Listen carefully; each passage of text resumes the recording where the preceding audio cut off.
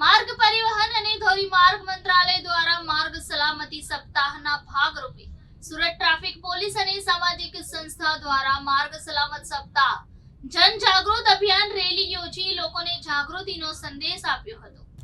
માર્ગ પરિવહન અને ધોરીમાર્ગ મંત્રાલય દ્વારા 11 જાન્યુઆરીથી 17 જાન્યુઆરી સુધી દેશભરમાં માર્ગ સલામતી સપ્તાહની ઉજવણીનો પ્રારંભ કરવામાં આવતો હોય છે।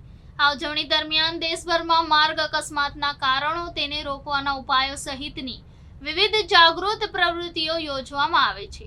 શહેરી નાટકો અને તાલીમ કાર્યક્રમો તથા ટ્રાફિક નિયમોની જાણકારી દ્વારા જનજાગૃતિ કેળવવા રેલી યોજવામાં આવે છે। રાજ્યમાં પણ માર્ગ સલામતી સપ્તાહની ઉજવણી શરૂ થઈ ગઈ છે। સુરત ટ્રાફિક પોલીસ અને સ્વૈચ્છિક સંસ્થાઓ દ્વારા શાળાના બાળકો સાથે મળી માર્ગ સલામતી સપ્તાહની ઉજવણીના કાર્યક્રમનું આયોજન કરવામાં આવ્યું હતું।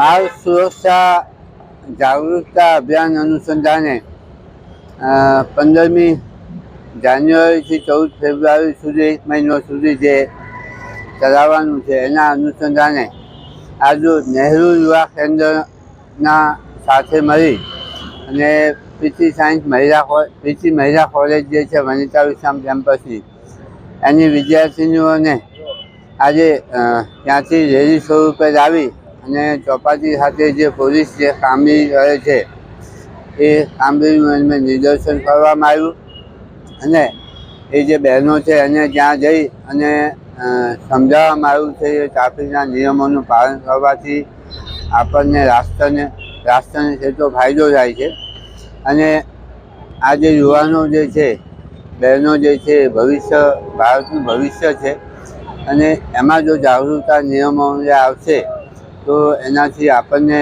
સમાજને અને રાષ્ટ્રને જે ફાયદો થશે એ બાબતે સમજ કરવામાં આવે છે। આજે 1 મહિના સુધી જાગૃતતા મહિનો ચાલવાનો છે અને એમાં માર્ગ સુરક્ષા અંગેના જુદા જુદા કાર્યક્રમો લોકોને અને જુદા જુદા વર્ગોને સાથે જોડી અને કરવામાં આવનાર છે।